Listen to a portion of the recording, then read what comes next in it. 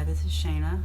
This is my second video. I don't want them all to just be about being trafficked. I want to talk about something else right now. But before I do, just to piggyback on what I posted the other day, the first and only video as of right now, there are also laws against revenge porn, and that means whether or not money's being exchanged. Like if somebody's threatening to blackmail you with pictures, posting them places without your consent. So I believe it's even if they transmit them from one device to another, like send to a friend. I think that actually qualifies too. So look into the laws in your state. I believe as of right now, 46 states have laws against it. I don't know what the laws are where you are, and if you're outside the United States, I wish I knew. I need to do more research so I can spread the message. But anyway, what I really came here for, and I actually do have talking points because I could be very long-winded. The main reason is, honestly, it was really therapeutic for me to post that video. A lot of it has to do with just my past. It was sort of traumatic for me until recently to get out a camera, a tripod, to look at myself on video. That was hard for me. And by the way, I gave you the light version of what happened. There were other people involved. And what happened to me was more than just forced labor. There was sexual servitude, but I wasn't bought and sold, although it wouldn't surprise me if that happened at some point. Anyway, there's a lot how about I just not talk about that right now, okay? Maybe another time, but I just really would like to not trigger myself today. But anyway, also another reason that I'm going to continue to post videos, I think, is because I'm already generating content, posting videos of myself. I'm sorry I keep messing with my hair. It's one of the things I don't understand. That's the bad thing about looking at myself in the camera. But I've been doing content to promote other things, like mainly I'm doing affiliate marketing right now. But I've gotten more used to putting myself out there, and it's not been the scary, traumatic thing I thought it would be. It's actually been really healing and really helpful for me. And another reason that I'm putting out these videos, this is what I'm about to get to, and I'm sorry if I talk fast, like I've got to work on my enunciation and my diction, but if I'm going to continue to do this, also I'm going to get a better microphone and figure out a better setup. I know my microphone's terrible. But another thing I want to do is just talk about why I haven't put out a book. Where's Matt and Daisy? I still get a trickle of readers once in a while, like little pockets of people. Like I can tell maybe somebody's recommending the book someplace in person. I may never see it online. I think a lot of times it's personal word of mouth, because I haven't put out a book in a long time. And when I did, it was one that nobody wanted to read because it wasn't an erotic romance, and because I lost trust with readers because I was just never able to meet a deadline. So why couldn't I meet a deadline? I can say this. Before I started writing and publishing, and Safe With Me was the first thing I published. So I'll get back to that in a minute. I used to be able to meet deadlines in corporate America. I prided myself on it. I was an accountant. I'm actually an expert general ledger accountant, an expert Excel user. I'd prefer to do my accounting for myself instead of other people now, but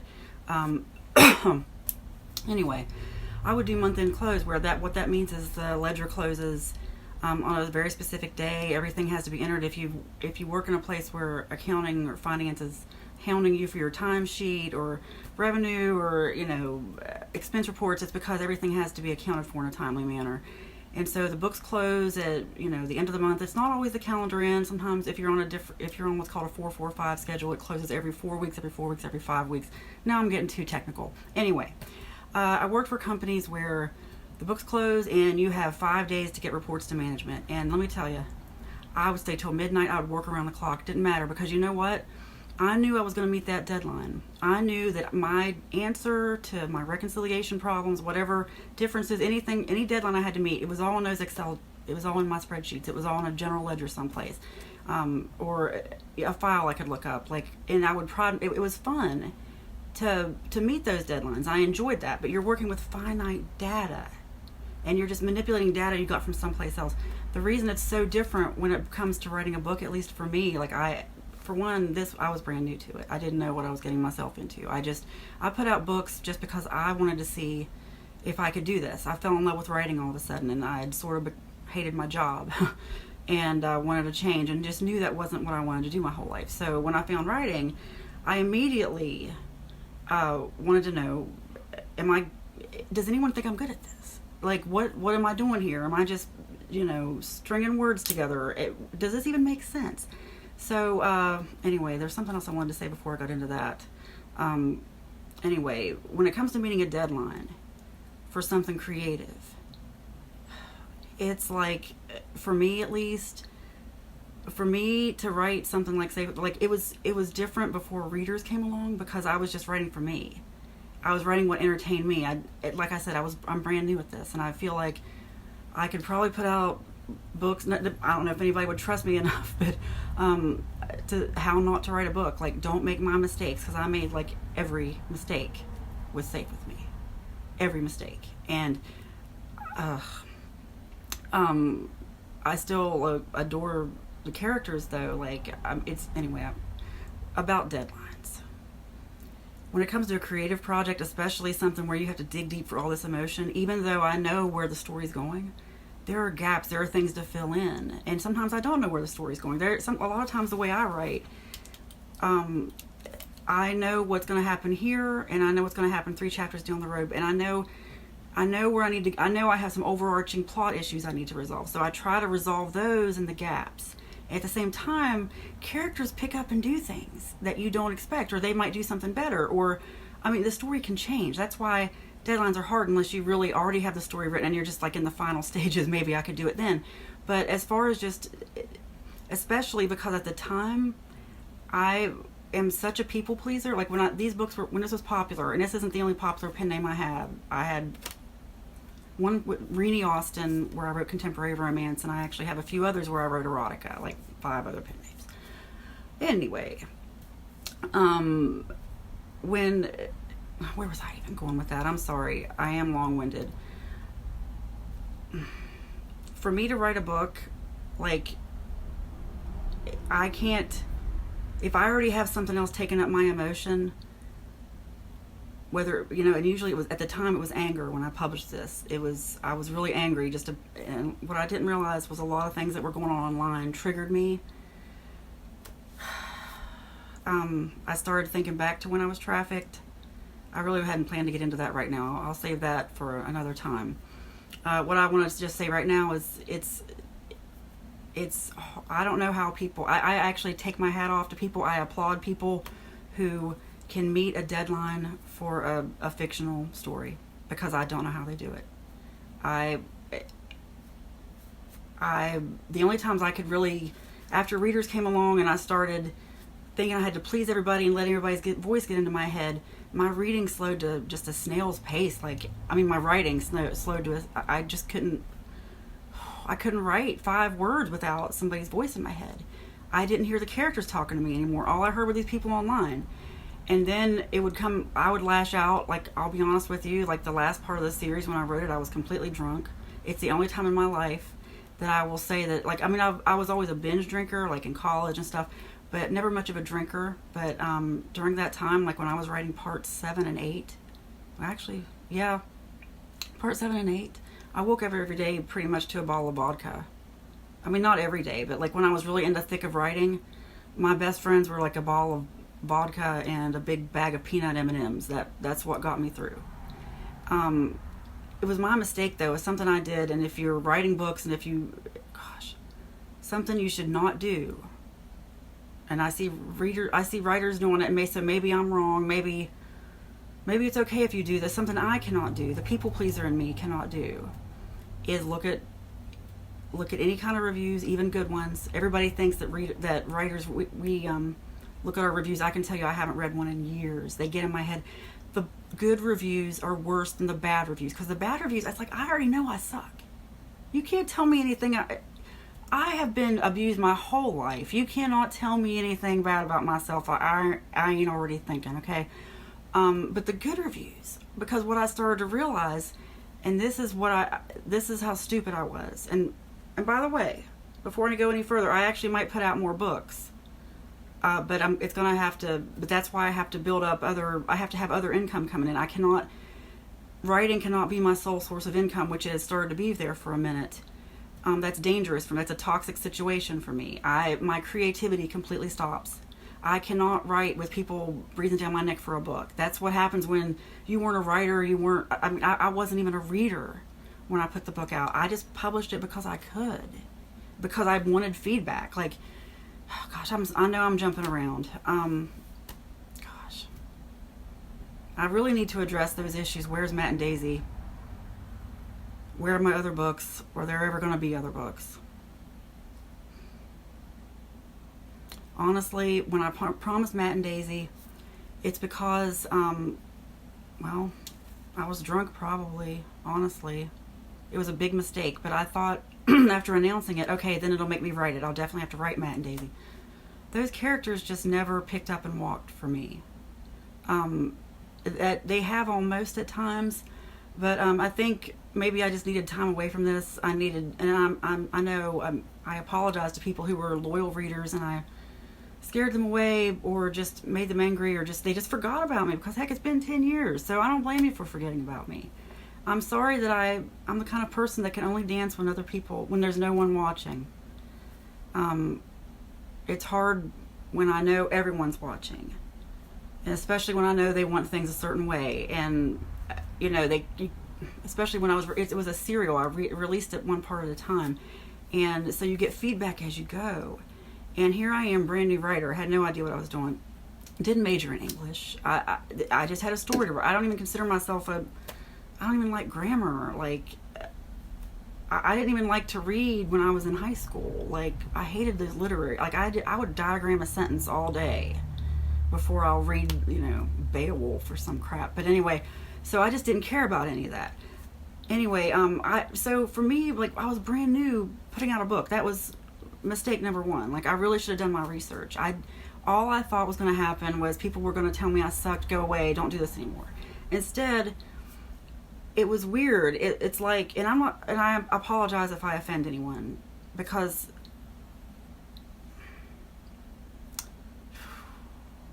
I just apologize if I offend anyone, because I'm really, if you've stuck with me for this long and you're watching this video, I'm probably not talking about you, but I really didn't expect putting out one book to feel like the movie Misery, where he was stuck in that woman's house and she, forced to write these characters the rest of his life. Like, I guess so many people think that, oh, if there's money involved or popularity, that's all that matters. And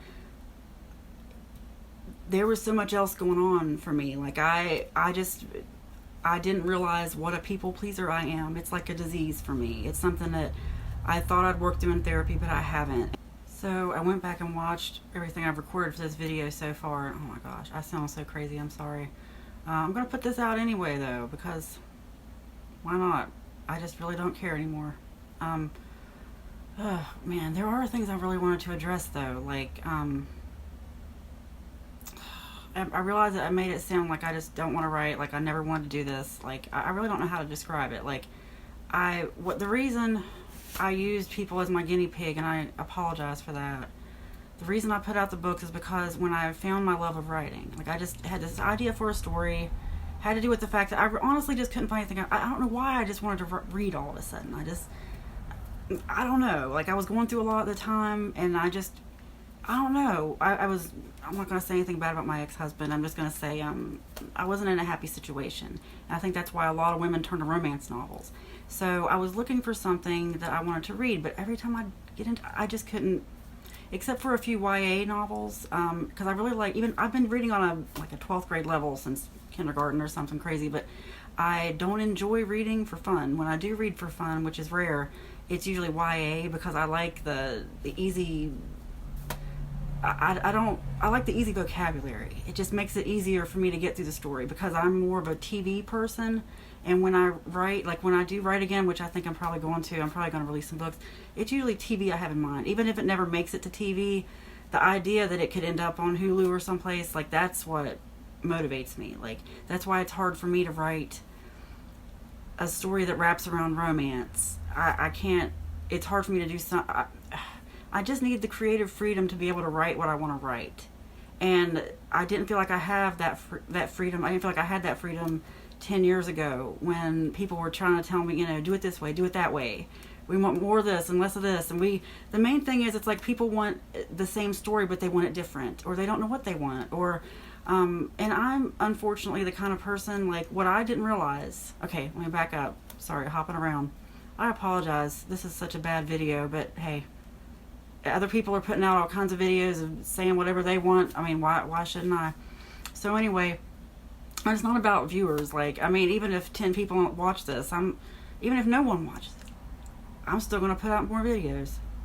Anyway, and I apologize. I would like to edit it more, but because right now I'm using my iPhone, I really need to switch to using my MacBook, and I have technical reasons why I can't right now, but hopefully I'll resolve those, and I'll be able to have edited videos with better sound quality pretty soon. Okay, so the reason I put out Safe With Me to begin with was because when I found my love of writing, because I couldn't find books I really wanted to read, so, except for, like I said, a few YA, but I found a few things here and there, but I was just so frustrated, and so I had this idea. I'm like, I wish I could find something like this, so I'd search for something like that.